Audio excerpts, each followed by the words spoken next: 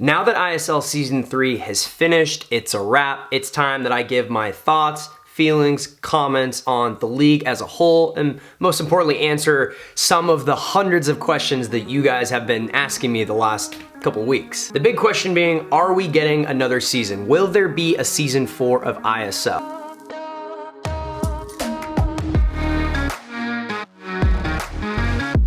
You can never say 100% until something happens, but it's basically 100%. We are getting another season of ISL. Now, what is that gonna look like?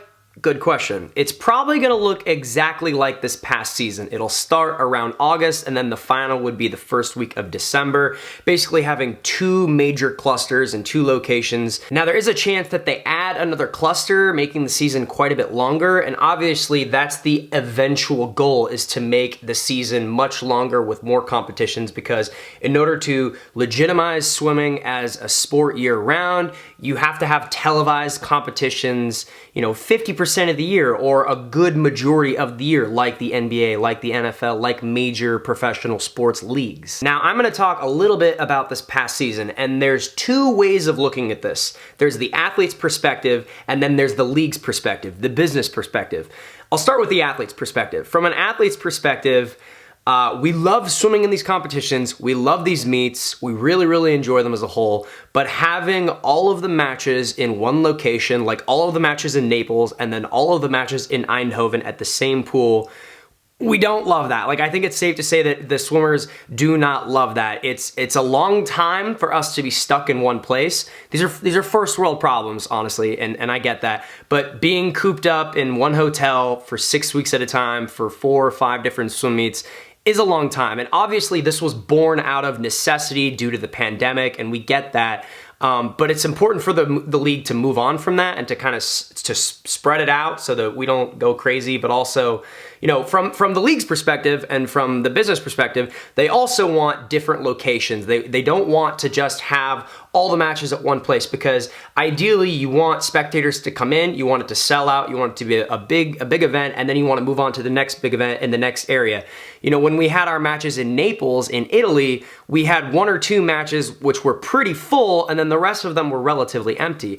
And that's because all the people that are excited and love swimming and want to go to an event like this are going to go to 1 or 2. But if there's 8 or 9 or 10 matches in one location, they're not all going to go to all 10 matches.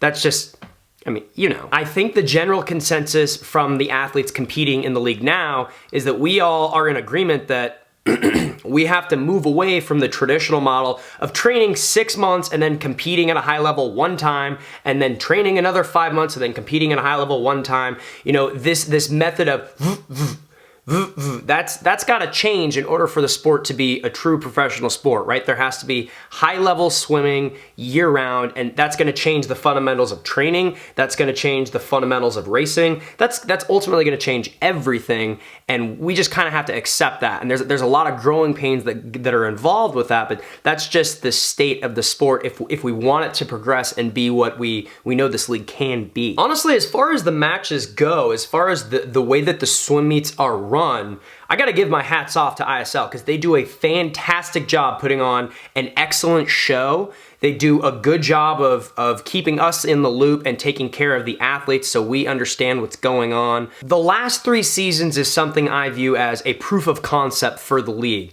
And whether or not this league is gonna continue and be viable down the road is really determined on whether or not they can get the right broadcasting, streaming distribution deals, worldwide, and also if the league can pick up sponsors. And next season is definitely going to be the make or break season, right? If next season is more successful than this season, and we can check a few of those boxes from the league standpoint, then the International Swimming League can carry on and can continue and can grow. If it's not, if they don't check those boxes, if they don't get the sponsors, if they don't get the distribution rights, then it could be the end of the league. That's just the honest truth of where we're at. One thing that I found very, very interesting talking to a couple guys that worked at the league is that the most viewed and the highest impression match of the regular season was the match that we called the death match. It was the final match where the bottom 4 teams were vying for the final spot in the championship. So in that match, you didn't have the London Roar, you didn't have the Cali Condors, you didn't have Energy Standard, you don't have Caleb Dressel, you don't have Sarah Soystrom, you don't have Chad Leclos, you don't have all these big, iconic Olympic superstars. Now, don't get me wrong, there's a lot of great swimmers in that match as well, but like the big figureheads that typically pull in those massive viewership numbers at the Olympics weren't there. And yet for this league, that was the most watched meet. And that is a testament to the fact that ISL has really focused on the team scoring aspect. It's really about how well the teams are doing. And yes, you have to have stars, but ultimately people aren't necessarily tuning in to watch ISL just to see the biggest swimmer on the planet or just to see the next world record. You know, traditionally speaking, when we watch swimming, we watch these massive events. We watch FINA World Championships, and we watch the Olympics. I mean, let's be honest, nobody really watches World Cups, nobody really watches anything else. And you tune into those things to see the world champion and to see maybe someone set a world record, right? Pinnacle swimming, and that's it. And the ISL League is very, very different from that. Yes, we do have some world records. Yes, there are stars, but it's really interesting, and it's cool to see that the audience that is there, and we need that audience to grow, but the audience that is there is tuning in for what the league stands for and what really the grassroots of it is. And that, to me, is exciting and very, very interesting, and also kind of cool, because that's the match that my DC Tridents won. That's the one match that we won, making it into the final. Anyway, that's kind of cool. Now, what can the league do better? From an athlete's perspective, a lot of these things have already been addressed, but the payment issues, those things are being addressed. The competition schedule, that is also being addressed. The large number of meets in one location, once again, born out of the necessity of COVID, those things could change. It's one thing for us to be in one location for 2 or 3 weeks. It's a whole nother thing to be there for 6 weeks. So obviously that has to shift, or we would like that to shift. And I can't really think of anything else off the top of my head at the time of me recording this. The league has done a very good job of taking care of the athletes from my perspective. From a spectator standpoint, I think the league can improve on clarifying the rules, specifically, you know, jackpot rules, checkpoint rules, things that were implemented this season. And that's something that I've talked to people at the league about, and they are addressing that and they are working on that, right? It's understanding what is happening as a viewer while you're watching this, even for someone who is already in the swimming world, but more so for someone who's not quite as invested in the swimming world. They just want to watch teams go at it, just like someone would tune in and watch a football game, you know? And so that I do believe is being addressed.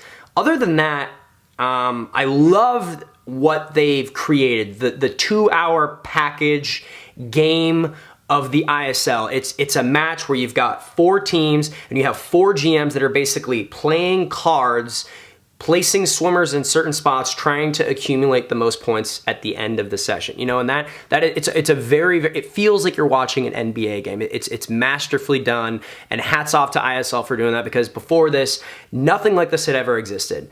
And they've put out more content, more swimming content, more competitions, more prize money than FINA has in, I mean, honestly, like the last 10 years. It's really pretty wild. So obviously, fingers crossed that it will continue long term, but like I said, we're definitely getting at least 1 more year. Now, long term, if this league is successful down the road, you will have teams like the DC Trident, all of the athletes living, training, located in the city of DC, where they have coaches on staff, they have a facility, they all train there, just like an NBA team, just like an NFL team, and then they would travel around to the various competitions. I mean, it would replicate what other sports do.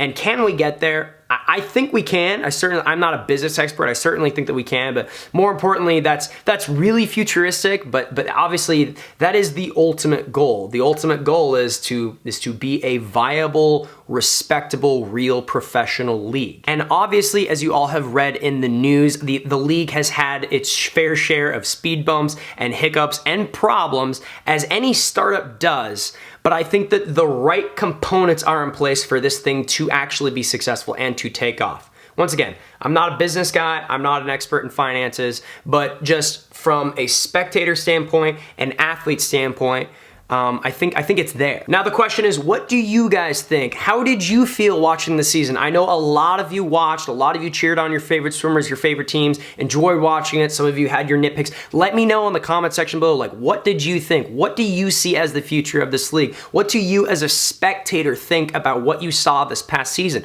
Please comment below and let me know. Okay, everybody, that's it. All the normal stuff. Follow me online. We have merch on the merch store. And until tomorrow, I will see you all later.